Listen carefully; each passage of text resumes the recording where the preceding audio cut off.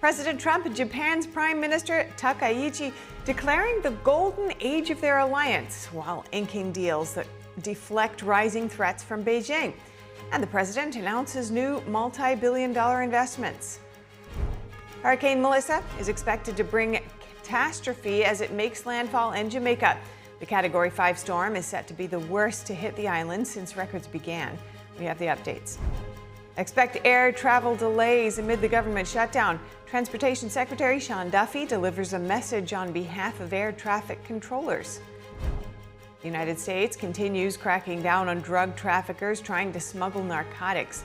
The military hit 4 more boats, killing 14 alleged drug traffickers.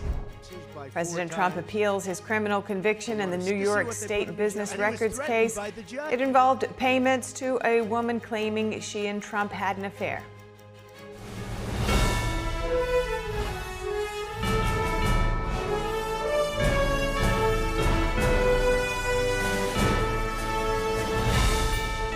This is NTD News Today, live from our global headquarters in New York City. Today's Tuesday, October 28th. I'm Stephanie Cox. The United States continues cracking down on drug traffickers trying to smuggle narcotics to the U.S. Secretary of War Pete Hegseth says the military hit 4 boats, killing a total of 14 alleged drug traffickers. Hegseth said the Department of War carried out 3 lethal kinetic strikes on 4 vessels operated by designated terrorist organizations trafficking narcotics in the Eastern Pacific. 1 person survived the strikes. According to Hegseth, Mexican authorities assumed responsibility for coordinating his rescue. It's not clear if that person will stay in Mexican custody or be handed over to the U.S. The action marks an increase in the pace of the strikes, which began in early September. It's the first time multiple strikes were announced in a single day. And President Trump met with business leaders in Japan today. Around 20 companies from Japan and the United States are exploring projects under Tokyo's pledge to invest $490 billion in America. Here's Trump and Commerce Secretary Howard Lutnick giving updates on the deals made during the trip. It's going to be contributing $10 billion building auto plants throughout the United States. And they are doing it, I think, because of the November 5th election and because of the tariffs. And I was just authorized to make that statement. And we have another company that's going to be contributing at least $10 billion, and I'll give you that name later. We'll keep it a little. They wanted to do it very quietly, and that's okay with me. It could be quiet or not quiet. It's still about, I think, $18 billion. So we're very close to that. Now you're at 518. Now you're at 518. If you think about it. So thank you all very much. Great honor. You're great business people, my friends. Almost all of you are friends. These deals are driven by the Japanese Strategic Investment Initiative, which was created by your tariff policy and by your historic trade agreement with Japan. So that was the underlying reason that we were able to get all these deals done today. So the commitments ensure the economic and national security of the United States of America. We're going to be developing energy. We're going to be developing nuclear, semiconductors, and strengthening the entire domestic supply chain. Big names like SoftBank, Mitsubishi Electric, and Hitachi are among those expressing interest in fields from energy and AI infrastructure to critical minerals. Westinghouse and GE Vernova are weighing nuclear and power projects worth up to $100 billion, with major Japanese partners potentially involved. Other companies, including Panasonic, Carrier, Murata, TDK, and Fujikura, could join in building the next wave of U.S.-Japan industrial cooperation. Here's the president speaking at a reception with Japanese and U.S. business leaders at the U.S. Embassy. In so many countries, they invest in the United States, but we've never had anything quite like what's happening. And I think it's going to get better.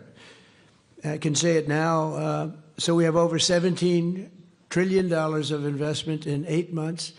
And I think by the time we go to the 12-month period, we'll have over $20 or $21 trillion invested or to be invested, very importantly. I mean, the money's coming in, and a lot of it's commitments that are incredible. Tim Cook is doing, I think, like $600 or $650 billion, right? Think of it. You've done more than the entire group here. I'll be meeting with President Xi the day after tomorrow. I'm going to a wonderful place where I think a lot of you may be going. Xi, as you probably heard, I'd be surprised if anybody didn't hear. That's a big meeting, and I think it's going to work out very well, actually. I think it's going to be great for everybody. Trump also highlighted fast-track approvals and what he described as record regulation cuts, allowing energy and manufacturing projects to move from proposal to construction much more quickly. He cited new nuclear, oil, and gas developments, rapid growth in AI and chip production, and a national push to restore America as a manufacturing and energy powerhouse. The president called the U.S.-Japan partnership a cornerstone of mutual prosperity and Pacific security. And we have a lot more money coming in. And again, I mentioned SoftBank, but JERA, JCB, Toyota, Mitsubishi, Hitachi, Honda, they're all coming into the United States. We have a lot of car plants opening up because of tariffs. They don't want to pay tariffs. And they come and frankly, Japan is sponsoring many of them because that way you don't have to pay the tariffs. Without the tariffs, I mean, tariffs are about national security. And we're making a lot of money. Trump vowed there would be shocking numbers when the promised car plants start opening up.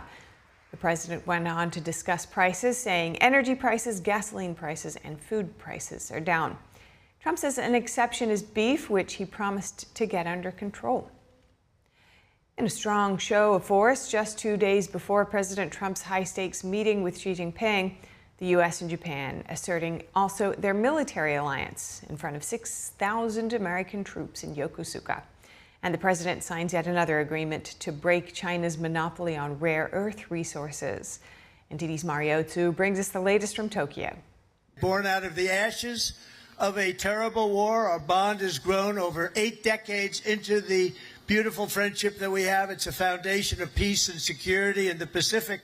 Aboard the USS George Washington in Yokosuka, President Trump and Japan's newly elected Prime Minister Sanae Takaichi declare a golden age for their alliance. This woman is a winner. So now I have a really great respect for the new and incredible Prime Minister. And I have to say this, the first female Prime Minister in the history of Japan. Takaichi vows to take what she calls the world's greatest alliance to even greater heights. We are facing an unprecedented severe security environment. Peace cannot be preserved by words alone, only when there is an unwavering determination and action. Takaichi has long fought to raise Japan's defense budget and rewrite its pacifist constitution, a stance that's in alignment with President Trump's peace through strength posture. No enemy will ever even dream of threatening America's Navy. And if they do, the American sailor stands ready to crush them and sink them and wreck them and blast them into oblivion, right? Japan is committed to fundamentally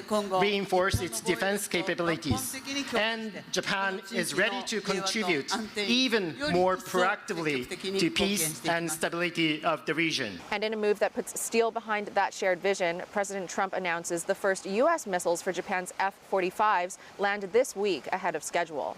I just want to tell Madam Prime Minister they've been waiting for those missiles, and we got them here right away. He also announces plans for Toyota to invest over $10 billion in the U.S. So that's Toyota, so go out and buy a Toyota. This comes as President Trump and Takaichi sign a rare earths framework, with both nations seeking to reduce China's monopoly in the sector, a resource that Beijing has weaponized in trade wars. Meanwhile, in soft diplomacy, Prime Minister Takaichi gifts 250 flowering cherry trees to Washington, D.C. in celebration of America's 250th birthday. And for President Trump personally, a golf bag signed by major winner Hideki Matsuyama, plus the putter of Shinzo Abe, the late Prime Minister and President Trump's close ally, which Abe used during President Trump's Japan visit. On Wednesday, President Trump jets off for South Korea, where he'll be making remarks at APEC and speaking with South Korea's president. And then on Thursday, we have that highly anticipated meeting between President Trump and CCP leader Xi Jinping. Reporting from Tokyo, Mario Tsu, NTD News. Mario Tsu, thank you. Next, Beijing is trying to pitch itself as an alternative to what it calls U.S. protectionism. The regime signed an expanded free trade pact with the Association of Southeast Asian Nations. That's ahead of a planned meeting between President Trump and Chinese regime leader Xi Jinping this week. Here's more. China signed an upgraded free trade deal with the Association of Southeast Asian Nations, or ASEAN, on Tuesday, The 11-member bloc is China's biggest trading partner, with bilateral trade totaling $771 billion last year. Beijing is seeking to strengthen its ties with ASEAN to counter hefty import tariffs imposed by President Donald Trump. Beijing's Commerce Ministry said the upgraded agreement includes sections on digital, the green economy, and other new industries. It was signed at the Summit of ASEAN Leaders, which Trump also attended on Sunday at the start of a trip through Asia. Talks on the upgraded deal began in November 2022 and ended in May this year, just after Trump's tariff offensive kicked off. Beijing has been seeking to position itself as a more open economy, even as it courts criticism for expanding export restrictions on rare earths and other critical minerals. The US and China extended a trade truce this weekend in Kuala Lumpur. Negotiators hashed out an agreement for Trump and Xi Jinping to decide on later this week when they meet in Seoul.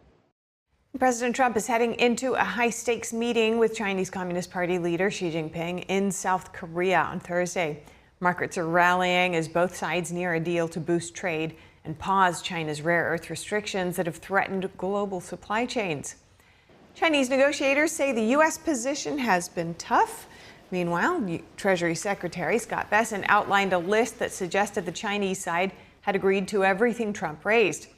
On the table, reliable rare earth exports, China's soybean boycott, fentanyl trafficking, and Russian oil sales. Washington had called on Beijing multiple times to exert pressure on Moscow to end the war in Ukraine. It has raised the possibility of curbing purchases of Russian energy to do so. Trump says he'll also press for the release of Hong Kong activist Jimmy Lai and discuss the Taiwan issue. The president also said he wants a, quote, deal on everything.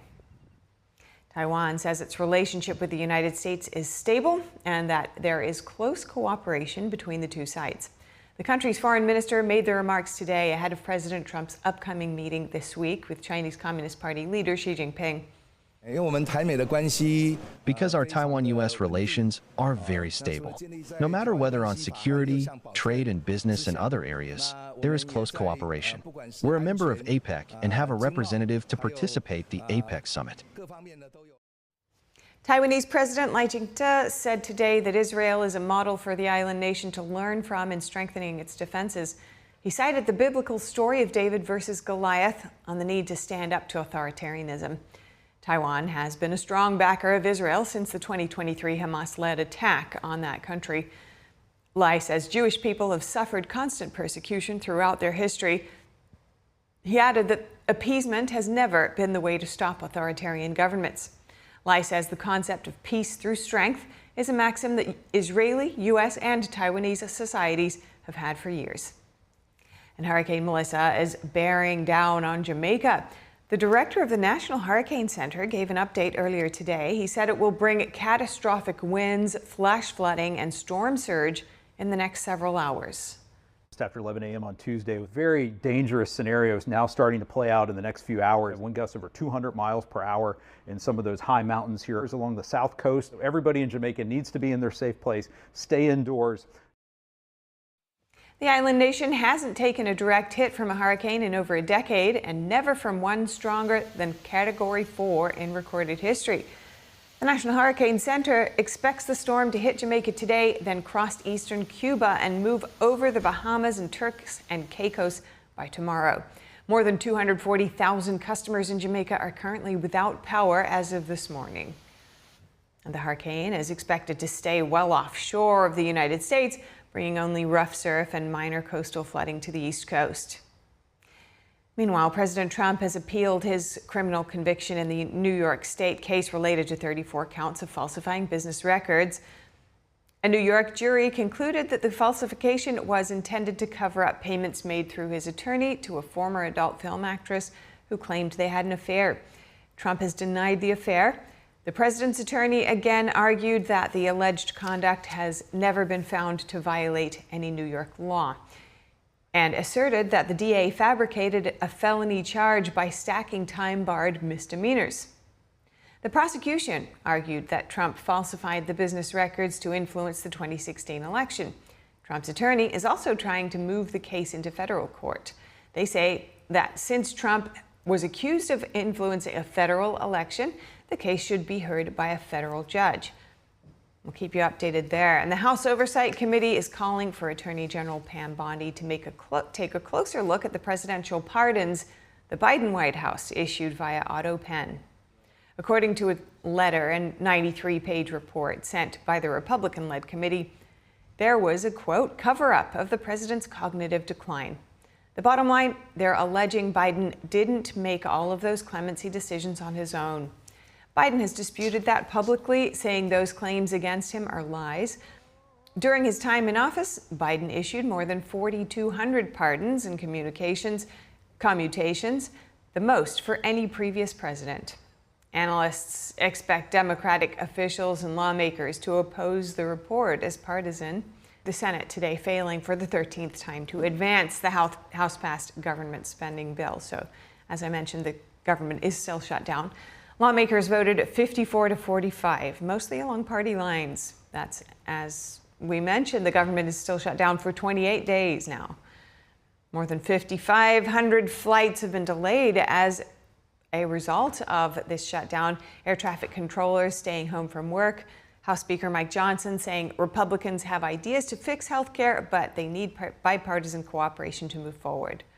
We're throwing good money at a bad, broken system, and so it needs real reforms. The reason it was never appropriate or never possible to be resolved on a simple CR, stopgap funding measure, is because it's very complicated to fix. But Republicans have a long list of ideas. And I am not going to go in a back room with Chuck Schumer, like he keeps demanding, with 4 people and make this decision. I will not do it. It's not appropriate. It's not right. It's too complicated for that. Meanwhile, the Department of Agriculture has warned that SNAP food benefits could soon lapse. Speaker Johnson says that contingency funds can't legally be tapped for food stamps because it's a congressionally appropriated finite source of money set aside for emergencies. Some Democrats have accused Republicans of not wanting to negotiate, saying the two sides could probably come up with a solution quickly if they did. Treasury Secretary Scott Bessent said negotiations are pointless because he believes that Democrats have dug in on their positions. Expect air travel disruptions. The FAA is reporting air traffic controllers' staffing shortages. This comes as controllers missed their first full paychecks today since the start of the government shutdown. Oftentimes, I'm asked, is the airspace safe? Is it safe to fly? And I would tell you that, yes, it's as safe today as it was 2 months ago. It's safe because we have great men and women who run our facilities that if they don't have the right staffing levels, or if there's distractions in towers, they will slow down the landings and departures in different airports across the country. And what that means for the American people is that means more delays, or that means more cancellations. Sean Duffy said 44% of the delays on Sunday and 24% yesterday were because of staffing shortages. He said many controllers are struggling to make ends meet, and they urged the government to reopen. Atlanta and Newark International airports were both short-staffed with air traffic controllers this morning.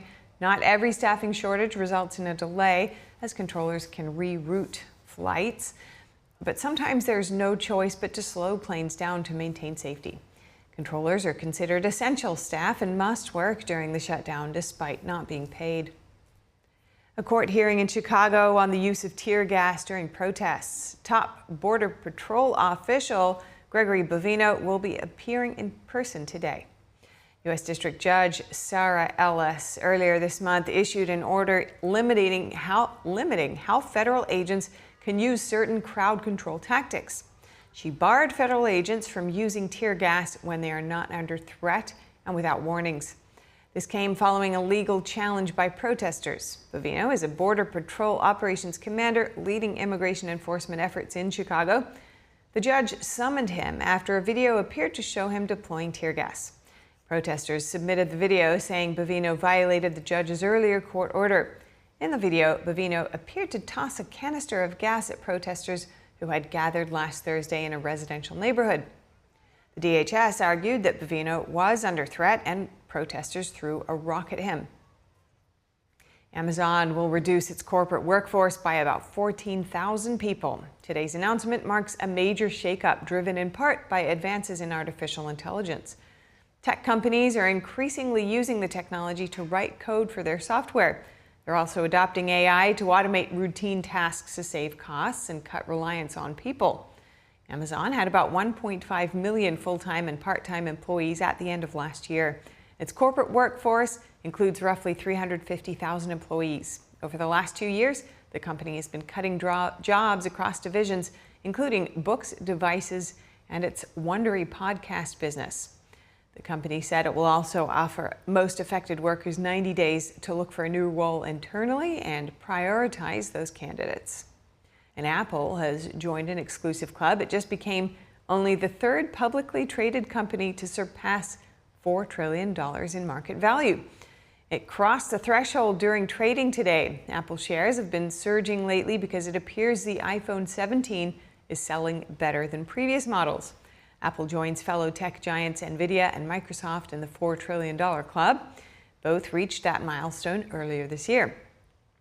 Apple's new record comes in a blockbuster year for tech stocks, as the artificial intelligence frenzy has sent tech giants soaring to new heights. And turning now to the New York City mayoral race, which has gained a lot of interest as Election Day approaches. NTD's Paul Graney joined Dave Martin at the Data Hub to break down the three-man race. Take a look. We're joined at the Data Hub by election data analyst Dave Martin. Dave, great to see you. And great to see you, Paul. Dave, the banner race this year is the New York City mayoral race. A crowded field even after Adams dropped out. What are polls telling us right now? Let's take a look at one. Let's take a look at a recent one just from earlier this month. This is a Gotham AAR people of likely voters earlier this month. Here we go. Choice for mayor of New York City, number one in the lead, Zohran Mamdani at 43%. Now, right behind him, former New York Governor Andrew Cuomo coming in at 29%. Now, Cuomo was a Democrat running as an independent after Mamdani beat him in the June Democrat primary. In third place, Curtis Sliwa, the Republican candidate, at 19.5%. And then we've got 8.5% undecided or other voters. Now, if we rewind 4 years to the 2021 race for mayor, here we go. Wow. Here we go. Current mayor Eric Adams won this, getting 67.5%, 2/3 of the vote here. Curtis Sliwa came in at second at 28%. Now, Adams, though, he was running as a re-election. He was an independent, but he dropped out about a month ago. He was actually polling behind Curtis Sliwa in fourth place. So he dropped out. So now we just have a three-man race here. But Dave, this is significant. 68, give or take, to 27. But Eric Adams is a much different candidate than the front-runner Zohran Mamdani. There are many people, he's a Democratic Socialist.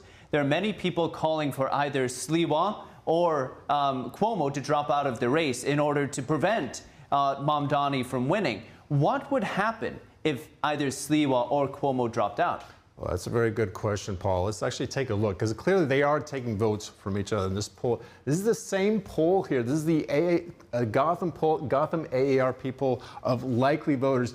If Andrew Cuomo dropped out, all of a sudden you'd see a Zohran Mamdani. He gets about a 3-point bump here, up to about 47% if Cuomo drops out. But the real winner here is going to be Curtis Sliwa. He gets up to 32%. That's a 12-point bump if Cuomo drops out. And actually, the undecided actually gets the biggest jump here, up to 22%. There's a 14-point bump right here. Now, if you look at these numbers, you say, all right, well, it is mathematically possible then for Sliwa, if he gets a majority of these undecideds, that he can possibly overtake Mamdani. But a closer look at this 22% shows that about 74%, about 3/4 of them are actually Democrats. So it seems highly unlikely that they would actually vote for a Republican. Now, if we look at the inverse, what if Sliwa dropped out here? You're going to say choice for mayor. Zohran Mamdani will give... Much closer. Yeah, much closer. Mamdani only goes up 1 point if Sliwa comes out. Now, Cuomo, though, is the big winner in this case. And I'm going to point out, that's within the margin of error, Dave. That's within the margin of error. You got it exactly right, just within. He goes up, what, 14 points here? I'm sorry, 12 points. Just to 3.9% behind here. There. Undecideds is about a 6-point jump. And yes, as you pointed out, he is just within the margin of error right here. So it's very clear Cuomo and Sliwa are definitely taking votes from each other. Well, there are calls for this to be the final race. Sliwa says he's not going to do it. Looking at him, he's probably not going to do it, but this is interesting.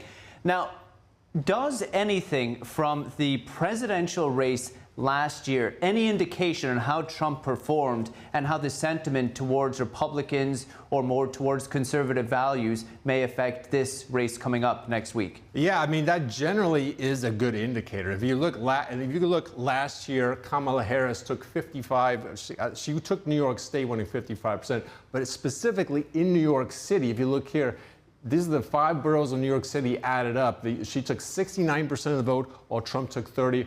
Harris took 4 of the 5 boroughs there, with Staten Island the only one voting for Trump. No surprise, though, largely Democratic city would vote for Kamala Harris there. So that's one indicator, anyway, from the last year, the presidential results. It's a blue city, Dave. It's a blue city. There's no way around it. You're going to be here all week, right? I'm going to be here all week, Paul. That's great.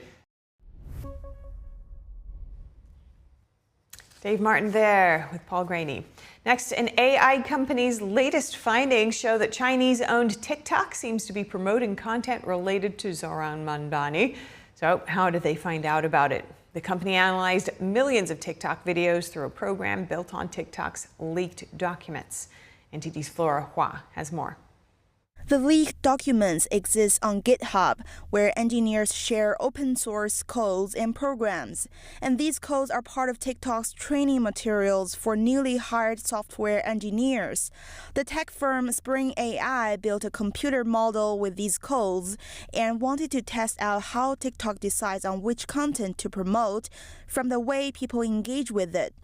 The AI researchers had tested millions of videos with this model, and they noticed that some content was getting unexplained promotion.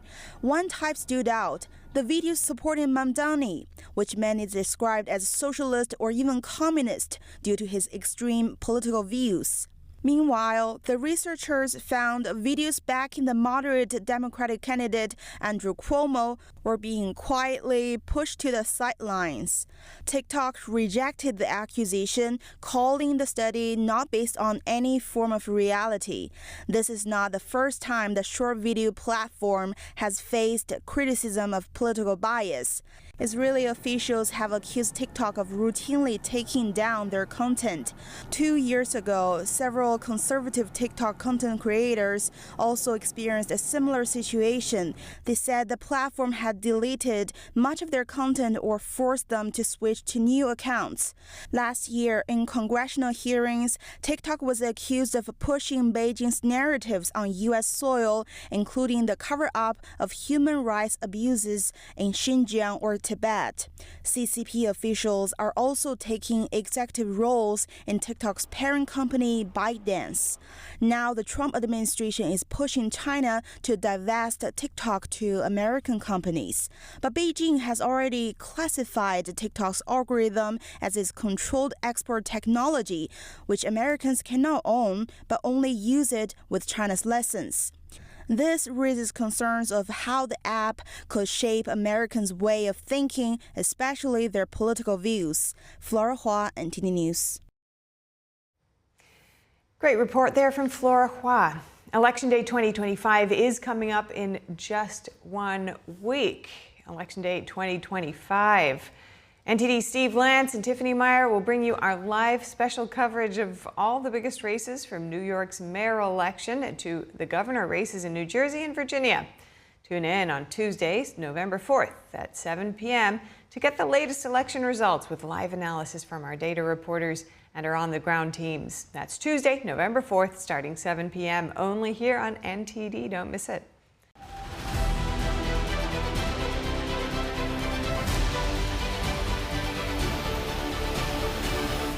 I'm Stephanie Cox, and this is World Watch. President Trump is set to meet with the leaders of the 5 Central Asian nations next week. The summit is scheduled to include the heads of Uzbekistan, Kazakhstan, Kyrgyzstan, Tajikistan, and Turkmenistan. Deputy Secretary of State Christopher Landau says the president of Uzbekistan will meet with Trump in Washington next week. The president of Kazakhstan says he'll participate in the summit as well. Trump is touring Asia this week, including a meeting with Chinese leader Xi Jinping on Thursday. Last month, Trump said Uzbekistan Airways signed a roughly $8 billion deal with U.S.-based Boeing. That's to buy 22 of its Dreamliner aircraft. And Israeli Prime Minister Benjamin Netanyahu says Hamas handed over human remains yesterday, but they didn't belong to a missing Israeli hostage. Instead, they were partial remains belonging to a hostage that was killed during Hamas's October 7th attack. Israel said the body was recovered in November of that year by Israeli forces. Netanyahu added that Israel considered the action a violation of the Gaza ceasefire. Hamas said it was complying with the ceasefire, but a lack of equipment was hindering its efforts to identify remains. A man accused of fatally shooting Japan's former Prime Minister Shinzo Abe has confessed to the murder. The confession comes 3 years after the assassination of Japan's longest-serving premier stunned the nation. Tetsuya Yamagami was arrested at the scene of the shooting in July 2022 after firing at Abe with a homemade gun. The 45-year-old had blamed Abe for promoting the Unification Church. Local media have reported that Yamagami developed a grudge against the religious group after his mother made a donation to it. Up to 17 more hearings are set to take place by the end of the year.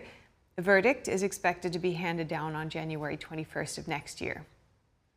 And a plane crash in Kenya killed 11 passengers today while en route to Masai Mara National Reserve. Mombasa Air Safari said 8 Hungarian and 2 German passengers were on board. The Kenyan pilot was also killed. The plane crashed in a hilly and forested area about 25 miles from a coastal airstrip. Officials said the aircraft burst into flames, leaving charred wreckage at the scene. Mombasa Air Safari said the pilot failed to communicate upon departure. The airline added that the airport control tower tried to reach him for 30 minutes before the plane was located. Investigators were looking into the cause of the crash. Russia's second-largest oil producer, Lukoil, is selling its international assets. The move is the most consequential action so far by a Russian company in response to Western sanctions. Here are the details. Russia's second-largest oil producer, Lukoil, announced on Monday it will sell its international assets. That's following sanctions over Ukraine imposed last week by the United States. The planned sale marks the most consequential action yet by a Russian company in the wake of Western sanctions over Russia's war in Ukraine, which started in February 2022. Lukoil said in a statement it has started considering bids from potential purchasers, but did not specify which assets will be sold. On October 22nd, President Donald Trump imposed Ukraine-related sanctions on Lukoil and Rosneft, Russia's largest oil companies. A week before that, Britain also targeted Lukoil and Rosneft, as well as 44 shadow fleet tankers with opaque ownership in what it described as a new bid to tighten energy sanctions and choke off Kremlin revenue. Lukoil, headquartered in Moscow, accounts for around 2% of global oil output. Its biggest foreign asset is a 75% stake in Iraq's West Derna 2 oil field, one of the world's largest. The company also owns refineries in Bulgaria and Romania, supplies oil to Hungary, Slovakia, and Turkey, and holds stakes in oil terminals and retail fuel chains in Europe, as well as upstream and downstream projects in Central Asia, Africa, and Latin America.